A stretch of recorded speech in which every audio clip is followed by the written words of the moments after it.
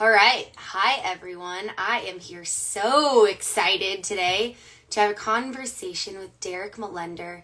I worked with him with the NBA back in 2016 and then for a few years after, and we cooked the Cleveland Cavaliers to victory. That's right. I was in their locker room holding the trophy with Derek Millender, and he has agreed to come on and share his experience as a trainer and strengthening and conditioning coach for the NBA. So here we go. I'm bringing Derek on right now. Let's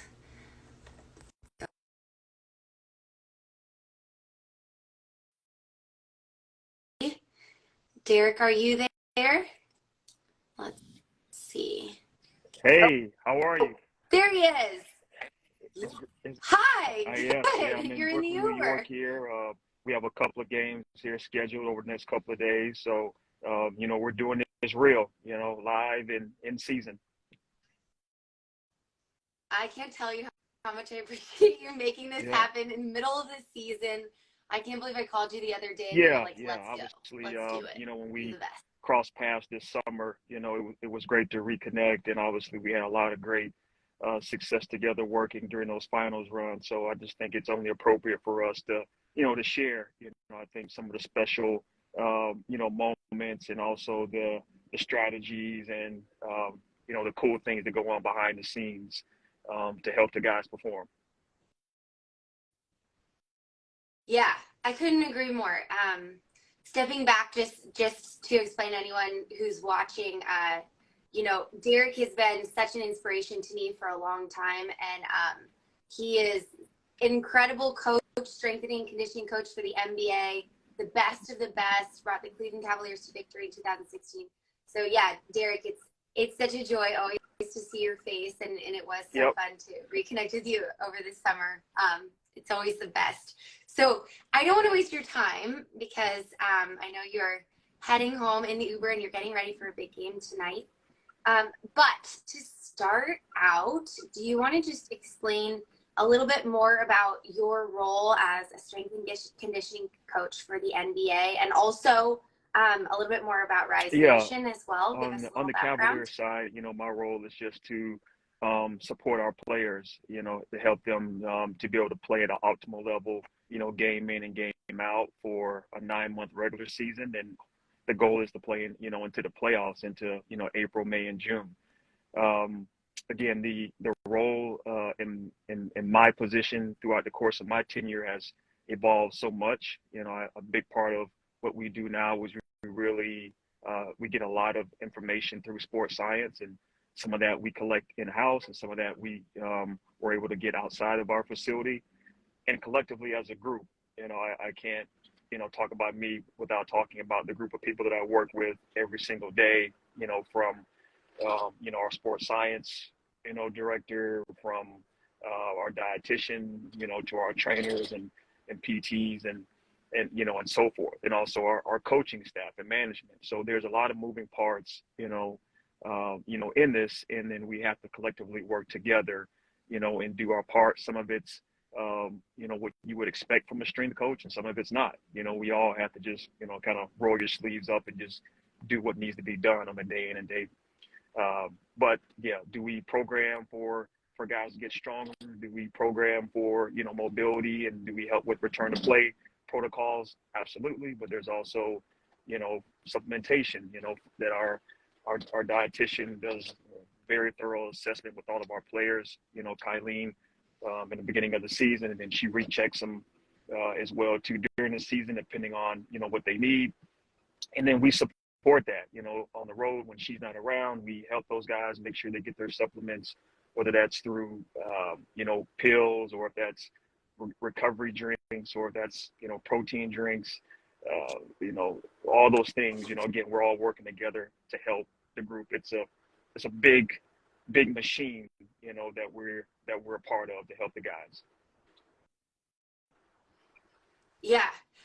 Oh man, it's so fascinating. So you mentioned your dietitian, right? But from my experience with you, you Yeah, and I worked one on one. From the second you called me, you were like, "Hey, Anya, we need a delicious meal for the yeah, for the Cavs in their locker room.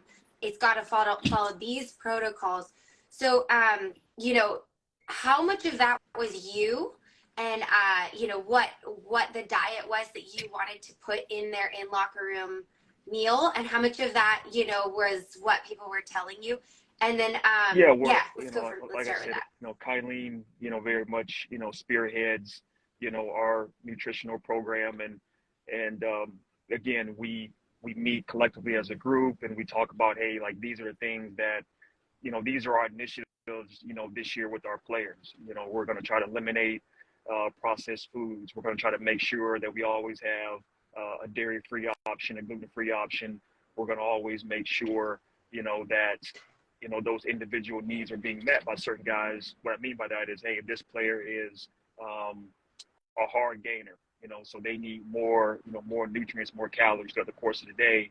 So maybe for them, we'll have an individualized plan or meal for them for their pregame meal. It's different from this player, who needs, maybe just the basic, you know, ratio of protein, carbs, and so forth. So really, she puts together that sheet.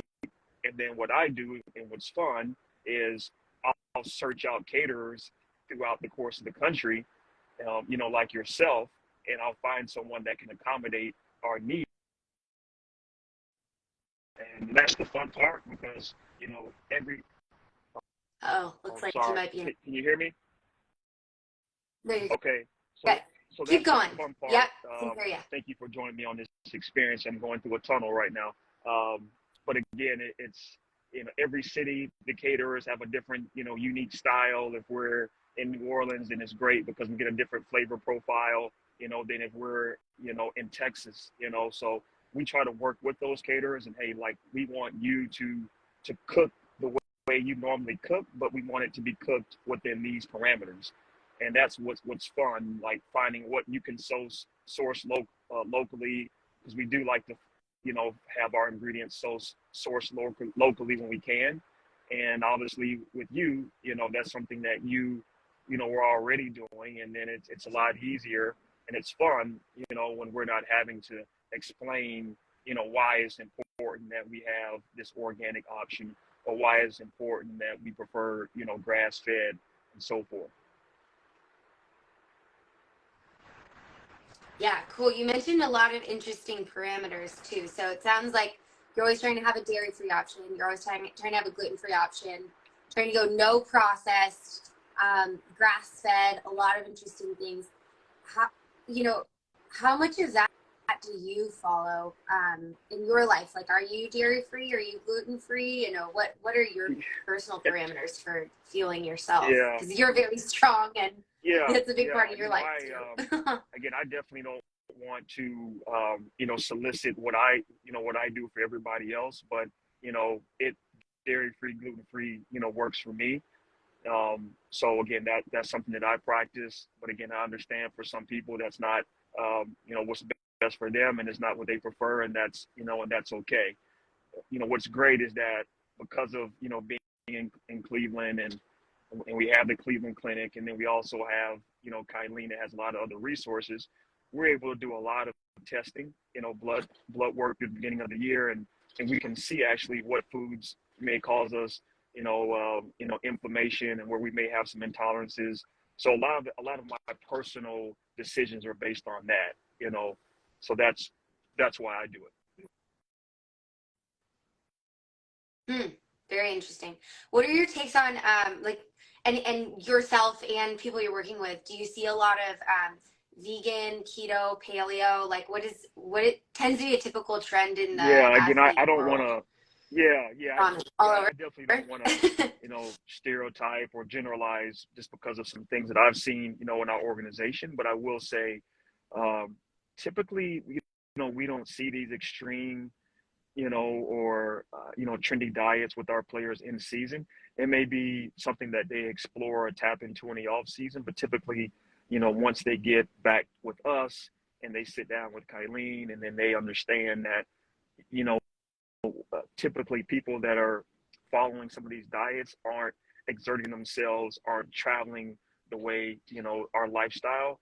So that may not be appropriate for you, and again, it's not, I want to bash it or shame, something that, someone you care about is telling you you should do it, but it's more so just informing them, hey, as a high performance athlete, and based on the testing that we did for your individual body, this is what we're seeing, you should do.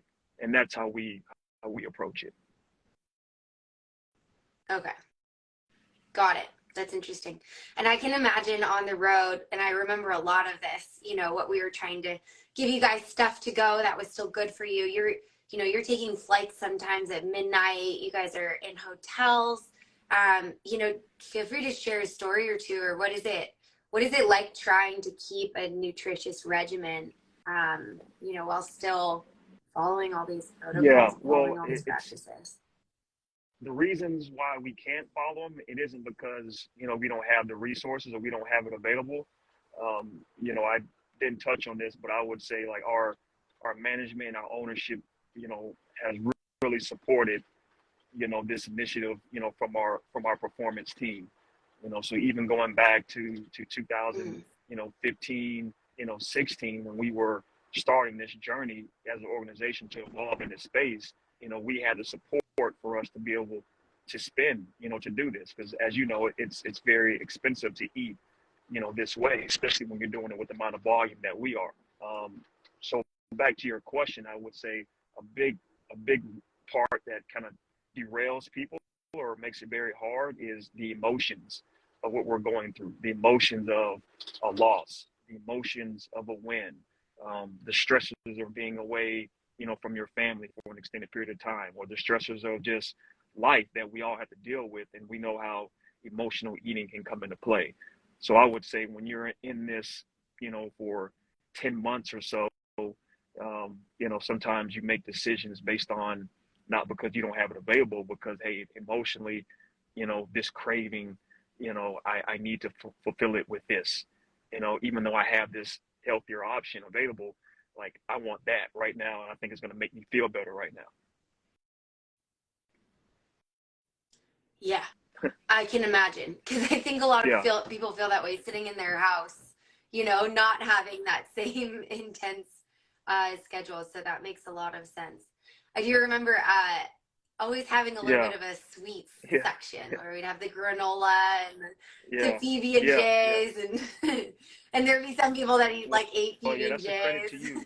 That's kind of a, Got- running, thing, within the season is who has the best, PB and J's. And then whenever, that this person says this city has the best, then it's only right that everybody's got to try it. And, they have their opinion. And when it's really good, then you see, like you said, eight to 10 go down, in a couple hours. So yeah. some big people though, Yeah.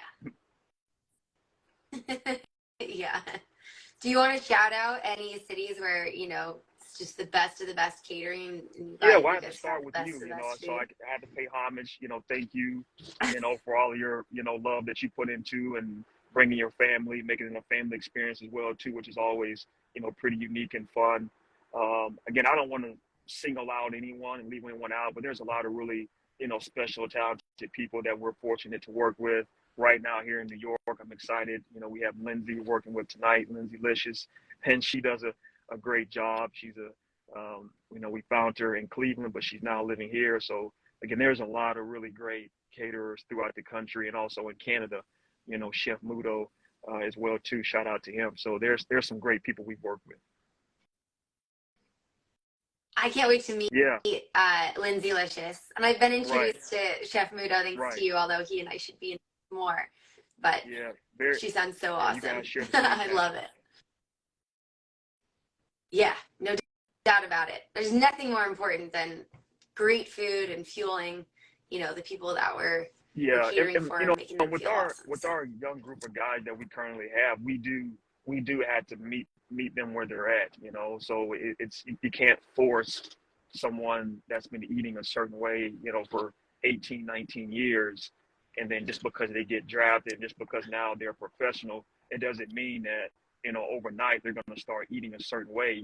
Their palate has been conditioned to eat certain foods that they like. And then now our goal is to try to educate them on their individual body, help them connect with it. So when they after they eat, and during the digestion process, they're actually like thinking about, okay, this is how I feel after I eat this versus how I eat that. And then hopefully through time, you can also correlate that to performance, on the court.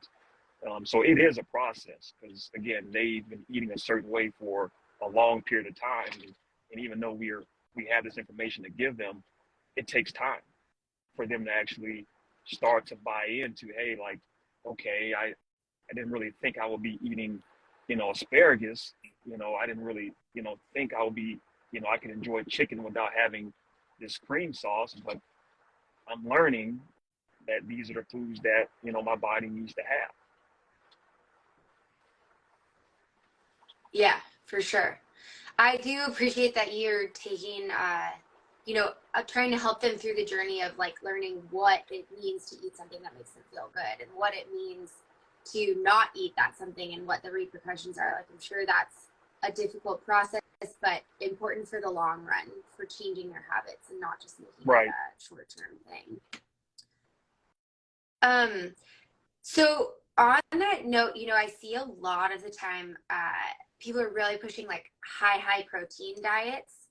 And that's something that I'm hearing a lot lately. Um, do you have any thoughts on, what your approach is to that? What your viewpoint on it? Like, I'm sure it Mm-hmm. varies person to person, like all of this.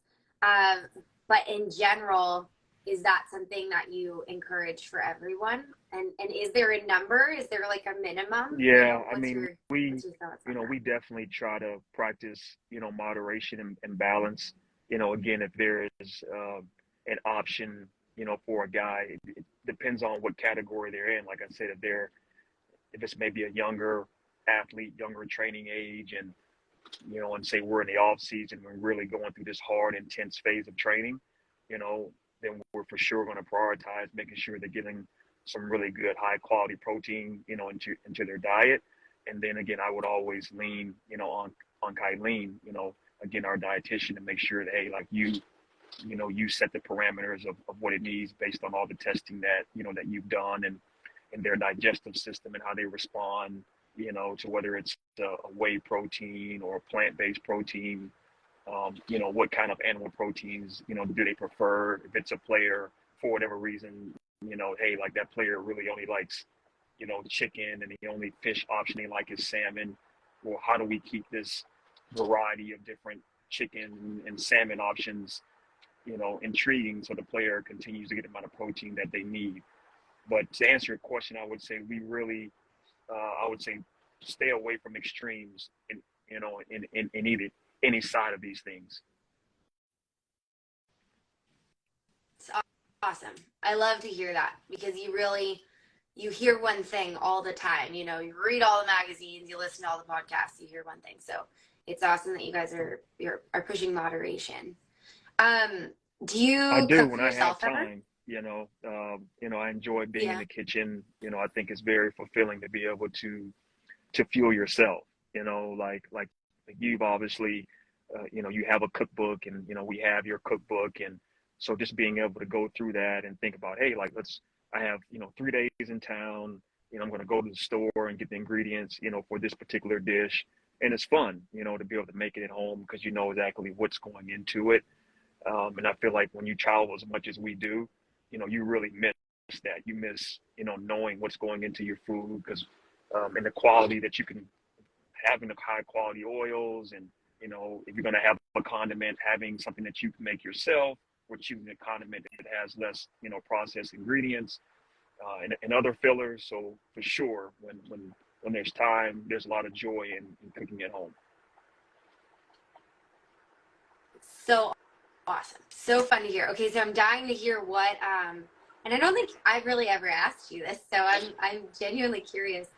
What what do you typically like to cook for yourself? Like if you were to go home right now, are there a meal or two that you go to, or do you really Um, diversify it? you know what? I always love a good breakfast for dinner. Because just Mm, sometimes the mornings are nice. so fast paced, and those are sometimes can just be very quick meals. So I think when there's time, and and the craving is there, doing some gluten free, dairy free pancakes. If I've had a chance to go Nice. to the farmer's market and get some really fresh eggs, making, just whether it's scrambled eggs or an omelet. That's simple, but, I really enjoy that. And then I would say if it's a more traditional, dinner meal, I would say salmon probably, is my go-to, whether it's with some sort of, breadcrumb, or if it's grilled is always fun. Making my own salad dressing, some sort of vinaigrette, enjoy that, because there's just so many different options you can do with that. It's pretty simple. So I would say that's probably the go-to. Really, Yeah. really good salmon, and then from the carb standpoint, I think it's can't go wrong with some sweet potatoes, and we have a really cool store in Cleveland that does really great olive oils and vinegars. You can pair them together. It's called the Olive Scene. So shout out to the Olive Scene in Cleveland, Ohio. They take care of us. Nice. Oh, it all sounds so good. So if we were to cook together, maybe we'd make a tasty sauce for Right. salmon, something like that. Maybe make make something fun with sweet potatoes, like a sweet potato mash or a sweet potato. I don't know. We'd have to think of something cool. Gluten-free sweet Yeah, I potato think. gnocchi. I That could be mean, fun. right there, we've already. Let's just come up with the with the veggie, and I think we're good to go. Yeah. I think so too. So what would be the Well, it veggie depends with on that? What do you think? when we do it. Again, Yeah. I really like asparagus, and I enjoy um, broccoli. Like if it's seasoned very well, I enjoy that. Again, but I know we can do Brussels sprouts and maybe add some sort of nuts to it and give a little bit of crunch to change the texture profile up. So just depends on what's in season and how we're feeling. I love it. I love the addition of Yeah, nuts yeah, too. I I like the put nuts crunch. on everything. Yeah, me too. Wait, you mentioned that you add breadcrumbs to your salmon, so you're Oh not totally no, gluten free then. no, it Maybe would like be some a gluten shortbread. free, option. Yeah, for sure. Yeah, no, Okay. we're not gonna go that path. So yeah, if we're cooking at home and we're gonna make it gluten free, dairy free, and enjoy it. Yeah, for sure. I love it. Yeah, Okay, well, we're yeah, gonna have to cook together. We'll have to make that happen once yeah. you're slowing down a little Let's set it up. bit and not on the road. Okay, deal. So, couple of last questions. I know you're gonna be hopping out of the car here, but we chatted the other day about as you get older, you're doing all this training, you're on the road all the time, and you're starting to value success differently, which I think is just really important to think about. On we're training, we're working hard, we're trying to eat all the good things. Um, you know, at the end of the day, if you can't do it all, what is Yeah. success to you? Well, I think that's a very powerful question, and I think it's success on a personal level, which is what goals you may have, from your immediate family, your extended family. What does that look like? I think for me, most of the time that's tied into time, and how do you allocate that time, and how do you get out of the sometimes little time that you have, and being okay with that.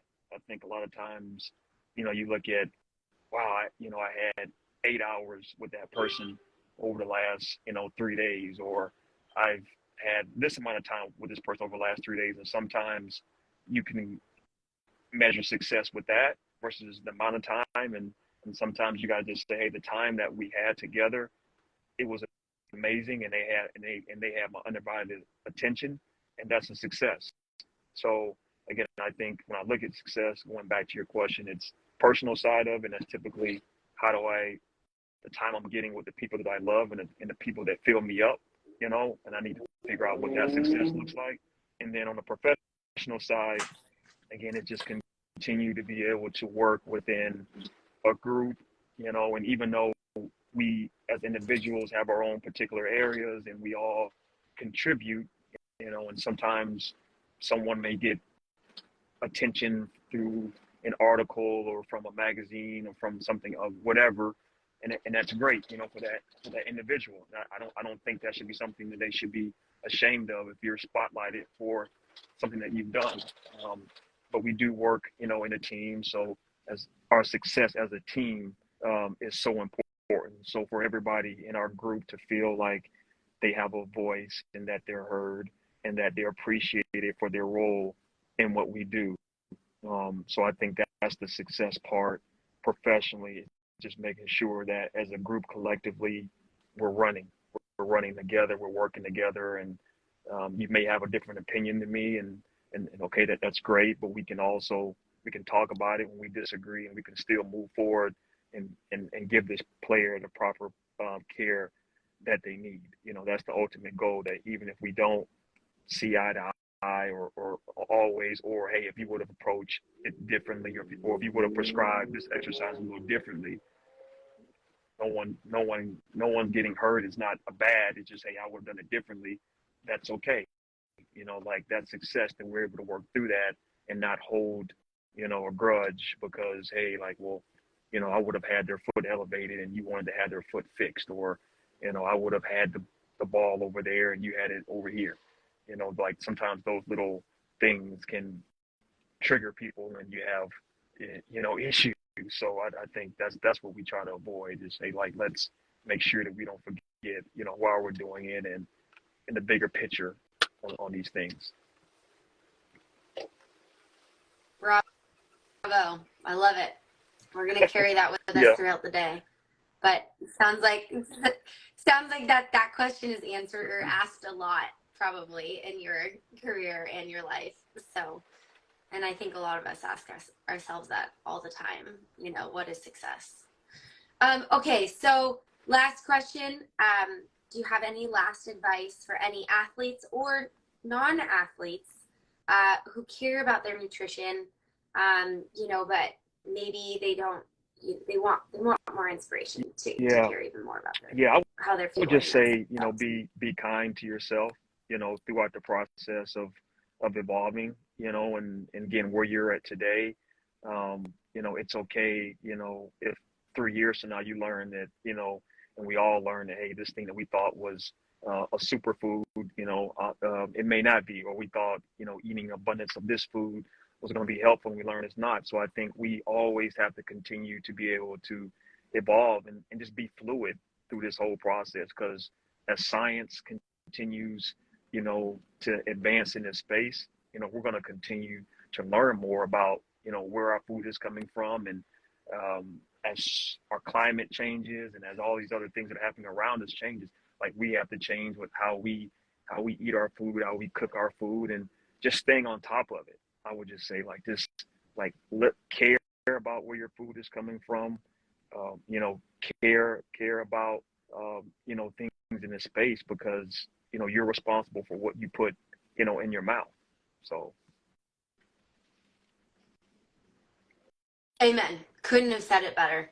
Everything that you put in your body is important, right? It's on you. That's for the adults, that have the power and the decision making. Like it's up to you to know. Yeah, I love that.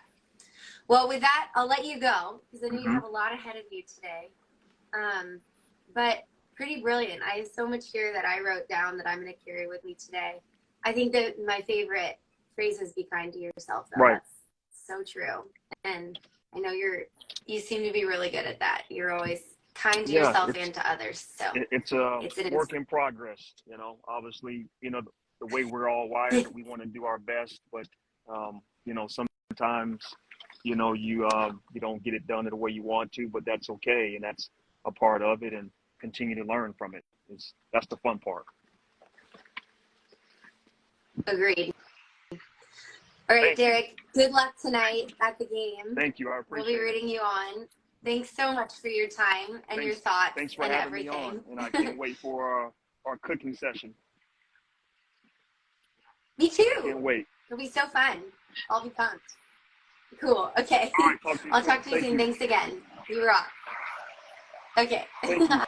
Good luck today. Bye. Thanks. And that's a wrap.